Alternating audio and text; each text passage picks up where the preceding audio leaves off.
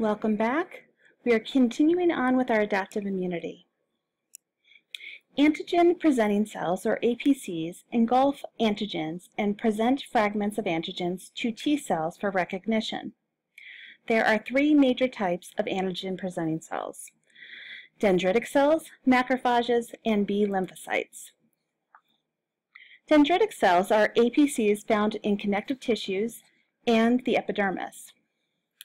They act as mobile guards of our body's boundary tissues. They phagocytize pathogens that enters the tissue, then enter the lymphatics to present antigens to T cells in the lymph nodes.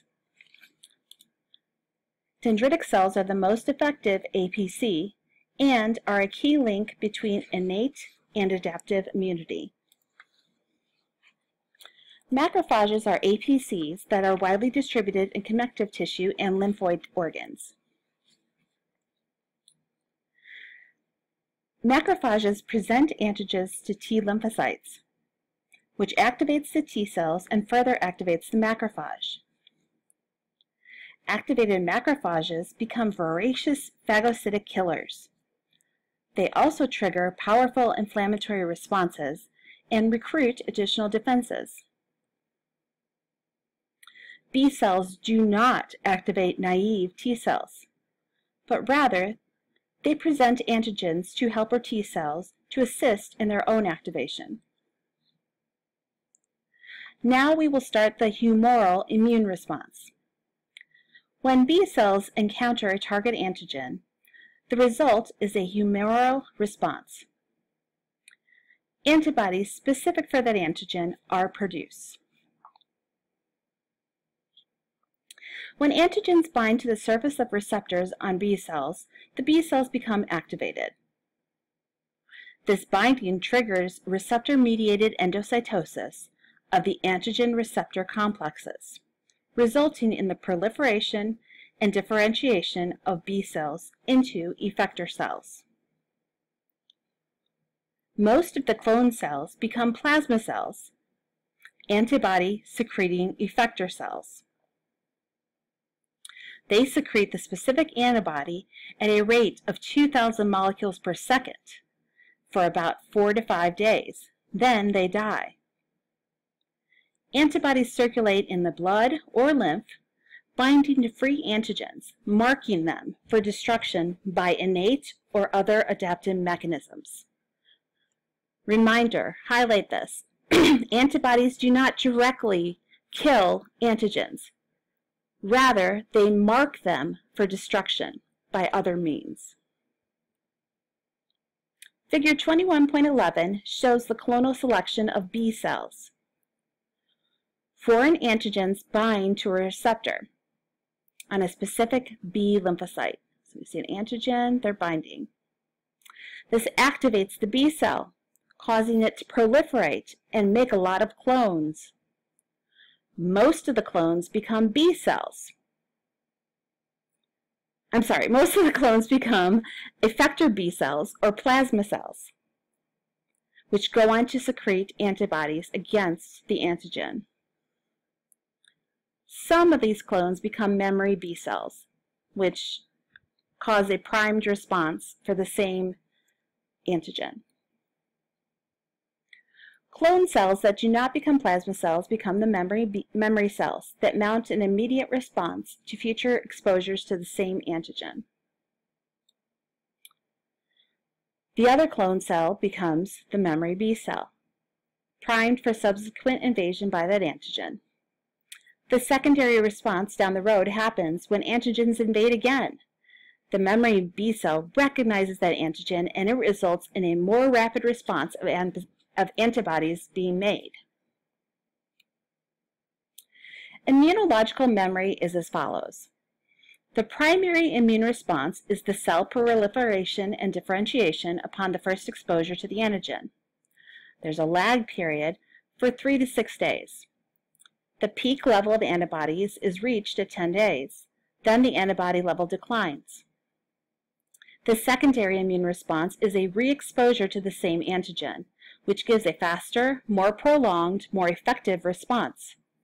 Sensitized memory cells provide immunological memory, allowing the cell to respond within hours, not days. Excuse me. Antibody levels peak in 2 to 3 days at much higher levels. Antibodies bind with greater affinity, and the antibody level can remain high for weeks to months. Figure 21.12 shows the timing and arbitrary antibody levels for a primary and secondary immune response. After the first exposure, the primary response occurs in just under a week.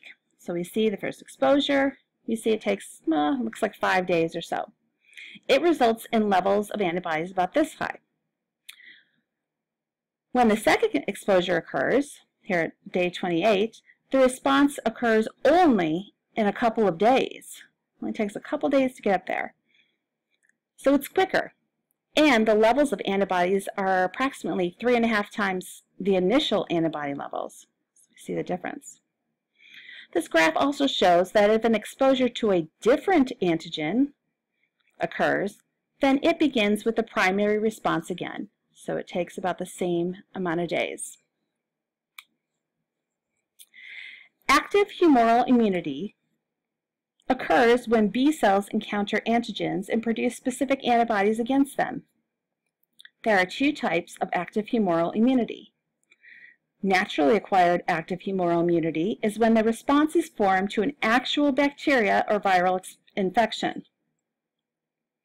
Artificially acquired active humoral immunity is when the antibodies are formed in response to a vaccine of dead or attenuated pathogens. Artificially acquired active humoral immunity spares us the symptoms of a primary response. Passive humoral immunity occurs when ready-made antibodies are introduced to the body. B cells are not challenged by antigens, immunological memory does not occur, and protection ends when the antibodies degrade. Naturally acquired passive humoral immunity is when antibodies are delivered through the placenta or breast milk.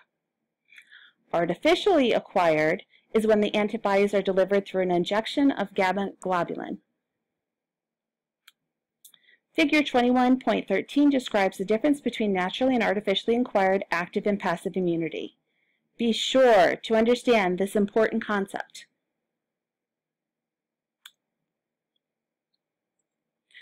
Antibodies, also called immunoglobulins, or Igs, are proteins secreted by plasma cells. They are capable of binding specifically with an antigen detected by B cells. Antibodies are grouped into 5 Ig classes. The basic antibody structure is a Y or T-shaped monomer, consisting of 4 looping polypeptide chains linked by disulfide bonds. The 4 chains are 2 identical heavy chains, or H chains, with a hinge region in the middle, and 2 identical light chains. The variable regions at one end of each arm combines to form 2 identical antigen binding sites. The stems make up the constant or C regions. That is the area that determines the antibody class. It is considered the effector region of the antibody. It serves common functions in all antibodies by dictating the type of cells and/or chemicals that the antibody can bind to. And it dictates how the antibody class functions to eliminate antigens. Figure 21.14a shows an antibody structure. The stem region is made up of the heavy chain constant regions, and then they bend. So we got this heavy chain constant region right there and there.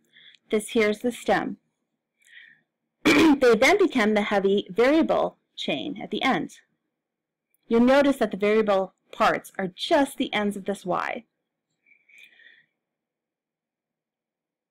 Attached at the hinge region are the constant, which is a light purple, and variable, dark purple, light chains. Everything is attached by disulfide bonds, seen here in yellow. The end of the Y shape, right here and right here, are the antigen binding sites. The 5 classes of antibodies are IgM, A, D, G, and E. They spell MAG. Beginning with IgM, it is a pentamer, making it larger than the other classes. It's the first antibody released after an antigen appears. It is a potent agglutinating agent and readily fixes and activates complement. IgA, or secretory IgA, is a monomer or dimer found in mucus and other secretions. It prevents the entry of pathogens. Table 21.5 shows the different classes of immunoglobulin, first IgM, followed by IgA. This is a really nice chart to compare all the different antibodies. IgD is a monomer antibody which attaches to the surface of B cells and acts as a B cell receptor. IgD is a monomer and makes up 75 to 80% of all the antibodies in our plasma. IgG is a secondary and late primary responses, is seen in secondary and late primary responses, and it crosses the placental barrier. IgE is a monomer active in some allergies and parasitic infections. It causes mast cells and basophils to release histamine. When I think of IgE, I think of eosinophils, because eosinophils are also found in cases where there's allergies and parasitic worms. Plasma B cells can switch between the different classes of antibodies they make. They retain specificity for the same antigen.